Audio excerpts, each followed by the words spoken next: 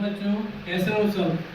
तो आज अपन एक नया टॉपिक स्टार्ट करने वाले हैं, फ्रिक्शन। तो आइए देखते हैं आखिर फ्रिक्शन फोर्स है क्या। तो सबसे पहले अपन लिख लेते हैं टॉपिक का नाम फ्रिक्शन।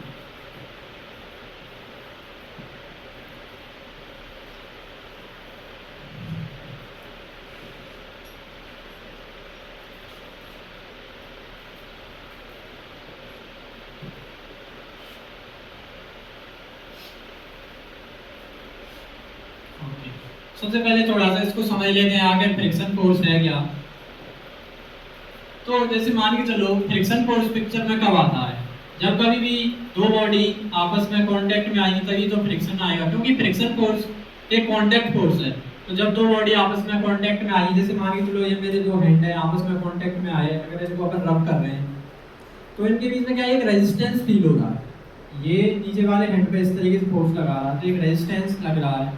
तो यही अपना जो है फ्रिक्शन फोर्स है। अपन इसको थोड़ा और कुछ एग्जांपल्स के थ्रू समझते हैं। जैसे मान के चलो ये कोई दो बॉडी है, ये दोनों आपस में कांटेक्ट में है, तो ये दोनों एक दूसरे पे एक कांटेक्ट फोर्स लगाएंगी। तो सपोज करो ये कांटेक्ट फोर्स कुछ इस तरीके से है, इसको अपन कह देते हैं आर। तो कांटेक्ट फोर्स के अपन दो कंपोनेंट कर सकते हैं, क्योंकि ये वेक्टर क्वांटिटी है। तो एक कंपोनेंट हम एक ये जो सरफेस ऑफ कांटेक्ट है इसके टेंजेंशियल करेंगे, और दूसरा वाला कंपोनेंट इसके परपेंडिकुलर, उसे अपन नॉर्मल भी कह सकते हैं, अलोंग द नॉर्मल। तो कांटेक्ट फोर्स का वो कंपोनेंट जो कि टेंजेंशियल है सरफेस ऑफ कांटेक्ट के, वही अपना क्या है, फ्रिक्शन फोर्स है। तो जैसे सपोज करो ये कोई एंगल थीटा है, तो ये हो जाएगा अपना आर कॉस थीटा, तो दूसरा वाला ये जो कंपोनेंट है वो हो जाएगा अपना आर साइन। तो सरफेस ऑफ कांटेक्ट के जो पैरेलल है वो आर साइन थीटा है, तो ये अपना फ्रिक्शन फोर्स है, और बाकी जो आर कॉस थीटा है वो एक नॉर्मल फोर्स है। ओके, अब अपन इसकी डेफिनेशन लिख लेते हैं, क्योंकि डेफिनेशन को एग्जैक्ट डेफिनेशन जो है उसको जानना बहुत ज़रूरी है। तो आइए डेफिनेशन लिखते हैं इसकी। तो जैसे अभी अपन ने देखा the component of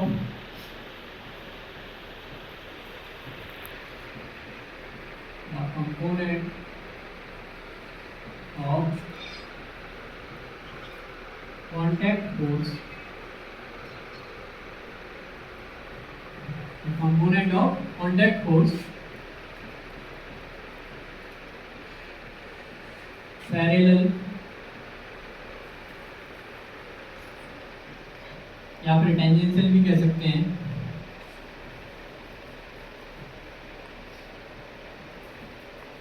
tangential to surface of contact, to surface of contact is called friction.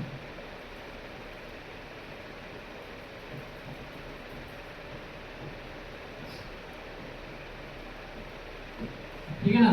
तो the component of contact force that is parallel or tangential to the surface of contact is called friction. आइए अपन इसको कुछ और practical examples के through समझते हैं, तो बहुत आपको एक अच्छी फीलिंग आएगी। तो जैसे मान के चलो ये मेरे पास में एक चेयर रखी हुई है, अगर मैं इसको अपनी तरफ खींच रहा हूँ पर ये आ नहीं रही है। क्यों नहीं आ रही है? हमने एनएलएम में तो पढ़ रखा है, अगर हम किसी बॉडी पर फोर्स लगाते हैं तो वो एक्सीलरेट करना चाहिए, तो यहाँ पर तो ऐसा नहीं हो रहा।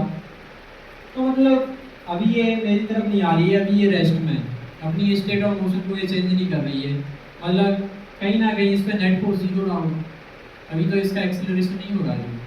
तो मतलब नेट फोर्स जीरो, मतलब कोई ना कोई एक ऐसा फोर्स रहा होगा जो मैं इसको अगर अपनी तरफ खींच रहा हूँ तो वो दूसरा वाला फोर्स होगा, वो इसका अप्रोच कर रहा होगा, तो वही अपना कौन सा फोर्स है, फ्रिक्शन फोर्स है। तो आइए चलते हैं थोड़ा सा और समझते हैं। तो अभी अपन ने देखा जैसे कि अब मैं फोर्स को धीरे धीरे और बढ़ाता जा रहा हूँ, थोड़ा धीरे धीरे बढ़ाता जा रहा हूँ, पर अभी भी इसका मोशन नहीं होता है। अब एक चीज अपन ने यहाँ पे ये देखी, हर एक इंस्टेंट पे ये बॉडी इक्विलिब्रियम में अपनी स्टेट ये चेंज नहीं कर रही है, मतलब हर एक स्टेट पे ये रेस्ट में है। तो अभी यहाँ पे जो फ्रिक्शन लग रहा है उसको अपन कहते हैं स्टैटिक फ्रिक्शन। तो आइए सबसे पहले अपन स्टैटिक फ्रिक्शन के बारे में थोड़ा डिस्कशन कर लेते हैं। तो स्टैटिक फ्रिक्शन को के बारे में पढ़ लेते हैं थोड़ा सा। स्टैटिक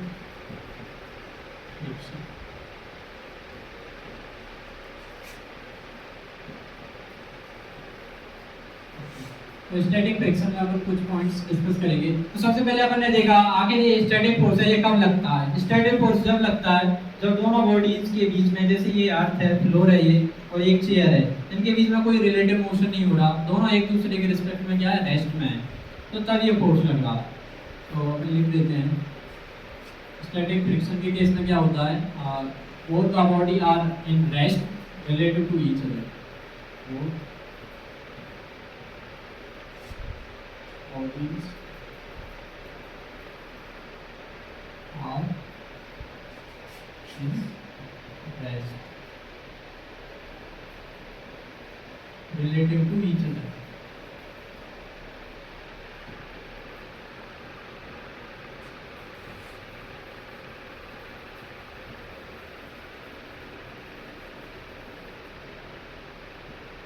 ठीक है ना? अब ये जरूरी नहीं है कि ये दोनों, अगर अपन ग्राउंड से देखें तो वो रेस्ट में हो, ऐसा जरूरी नहीं है, पर दोनों एक दूसरे के रिस्पेक्ट में रेस्ट में होना जरूरी है।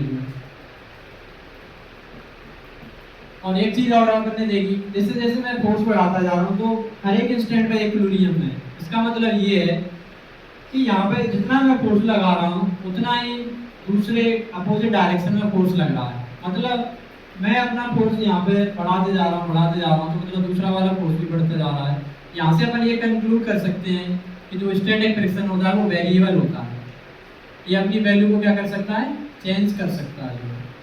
तो it is variable in nature, it is variable in nature, मतलब इसकी कोई एक पर्टिकुलर वैल्यू नहीं होती, वेरिएबल इन।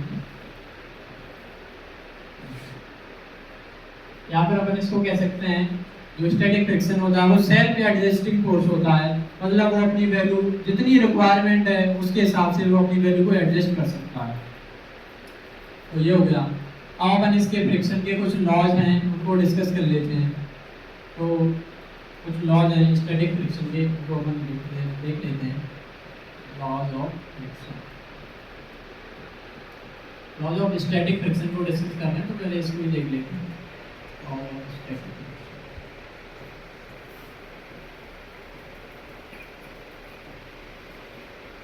चलिए देखते हैं सबसे पहले लॉ नंबर 1। तो ये जो फ्रिक्शन फोर्स है, जब तो बॉडी आपस में कांटेक्ट में रहेगी तो उनके सरफेस एरिया पे डिपेंड कभी नहीं करता, मतलब ये सिर्फ डिपेंड करेगा जो है कि दोनों बॉडी आपस में कांटेक्ट में उनके बीच में नॉर्मल फोर्स कितना है।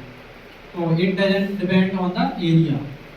जैसे कि मान के चलो अपन एक एग्जांपल ले लेते हैं, जैसे मान के चलो ये मोबाइल का कवर है, अभी ये सरफेस पे ऐसे रखा है, तो अभी जितना फोर्स की रिक्वायरमेंट होगी इसको मूव कराने के लिए उतना ही सेम फोर्स की रिक्वायरमेंट होगी अगर मैं इसको ऐसे रख देता हूँ। अभी तो देखो आपको लग रहा होगा कि बहुत ज़्यादा सरफेस एरिया है इनका कॉन्टेक्ट में, तो ज़्यादा फ्रिक्शन लग रहा होगा, जबकि ऐसा नहीं है। जो है एक्चुअल में फ्रिक्शन फोर्स दोनों केस में सेम ही आएगा।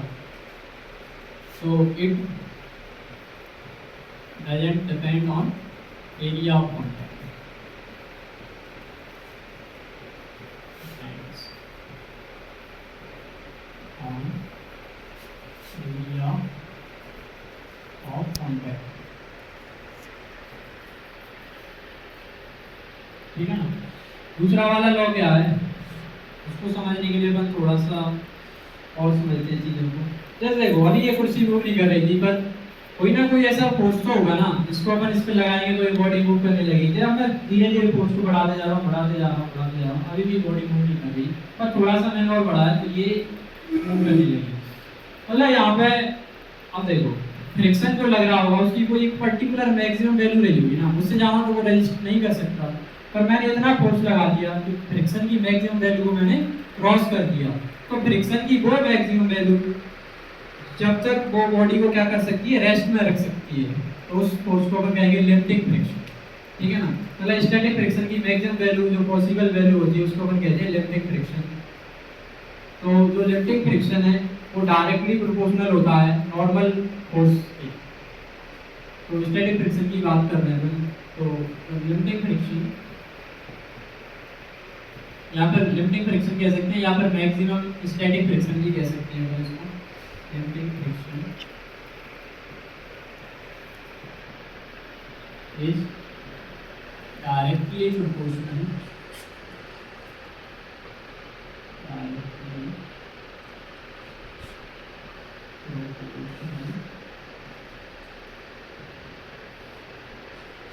To normal contact normal force, ठीक है ना। तो ये अपन ने देख ली। अब आपके दिमाग में एक क्वेश्चन आ रहा होगा, अगर ये डायरेक्टली प्रोपोर्शनल है नॉर्मल कांटेक्ट फोर्स के, तो इसका कुछ प्रोपोर्शनलिटी कांस्टेंट भी रहा होगा, तो उसको हम आगे समझते हैं। तो जैसे अभी अपन ने देखा कि जो लिमिटिंग फ्रिक्शन की जो वैल्यू है एफ लिमिटिंग, वो डायरेक्टली प्रोपोर्शनल है नॉर्मल कांटेक्ट फोर्स के। और प्रोपोर्शनलिटी का साइन हटेगा तो यहाँ पे एक कांस्टेंट आ जाएगा, यहाँ पे जो लिमिटिंग फ्रिक्शन होगा वो हो जाएगा simply mu S into N. तो यहाँ पे जो म्यू एस है एक कांस्टेंट है, ये जो दो सरफेसेस हैं उनका जो नेचर है ये डिपेंड करता है।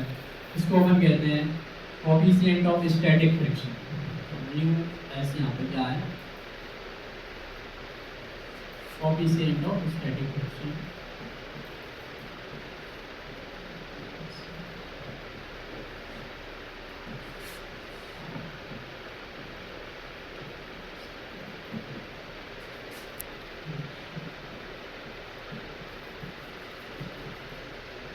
और जो एन है यहाँ पे वो नॉर्मल कांटेक्ट फोर्स है,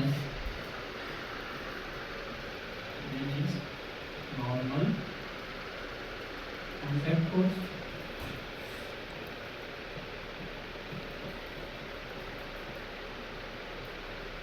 तो अपन ने ये देख लिया, ठीक है ना। अब एक चीज अपन ने यहाँ पे ऑब्जर्व करी थी, सबसे पहले मैंने आपको बताया था कि जो स्टैटिक फ्रिक्शन लगता है कब लगता है, जब तो बॉडी आपस में क्या है रेस्ट में है। पर अब जैसे ही बॉडी मूव करने लगी, अब इन दोनों बॉडी के बीच में क्या हो रहा है, रिलेटिव वेलोसिटी है एक दूसरे की, ये दोनों एक दूसरे के रिस्पेक्ट में क्या कर रही है, मोशन कर रही है। तो अब यहाँ पे स्टैटिक फ्रिक्शन ना लग के अब कौन सा फ्रिक्शन लगेगा, काइनेटिक फ्रिक्शन, ठीक है ना। तो अपन काइनेटिक फ्रिक्शन को डिस्कस कर लेते हैं थोड़ा सा। काइनेटिक फ्रिक्शन,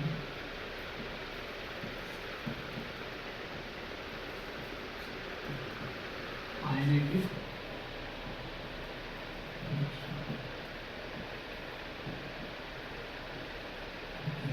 तो जैसे अपन ने उसमें थोड़ा पॉइंट्स डिस्कस करे थे, इसमें ये देख लेते हैं थोड़ा। तो सबसे पहली बात तो यही है, काइनेटिक फ्रिक्शन कब लगता है, जब दोनों बॉडीज के बीच में आपस में क्या हो, रिलेटिव मोशन है। तो it acts when there is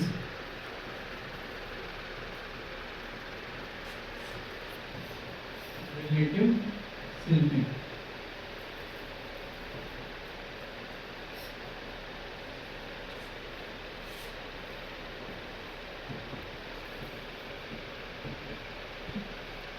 between two bodies,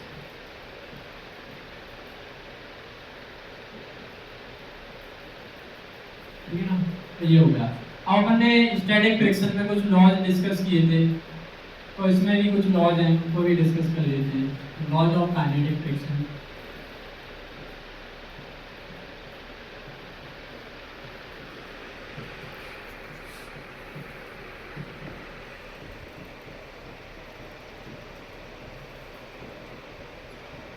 तो फर्स्ट लॉ तो सेम ही है, जैसे वहां पे क्या हो रहा था, जो फ्रिक्शन फोर्स है वो एरिया पर डिपेंड नहीं कर रहा था, तो यहाँ भी सेम ही चीज है।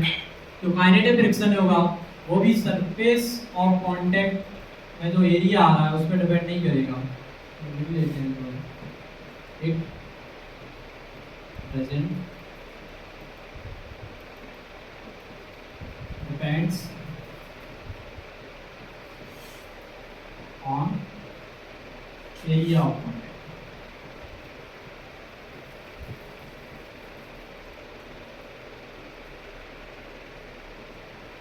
और जैसे अपन ने उसमें देखा था स्टैटिक फ्रिक्शन में, वहां पे क्या देख रहे थे, लिमिटिंग फ्रिक्शन देख रहे थे, और स्टैटिक फ्रिक्शन की जो वैल्यू आ रही थी वो वेरिएबल नेचर की थी, डिफरेंट आ रही थी। पर यहाँ पे ऐसा नहीं है, जैसे ही बॉडी का एक बार मोशन स्टार्ट हो गया तो अब यहाँ पे जो फ्रिक्शन लग रहा होगा वो एक कांस्टेंट लग रहा होगा, और उसकी जो वैल्यू आएगी वो भी डायरेक्टली प्रोपोर्शनल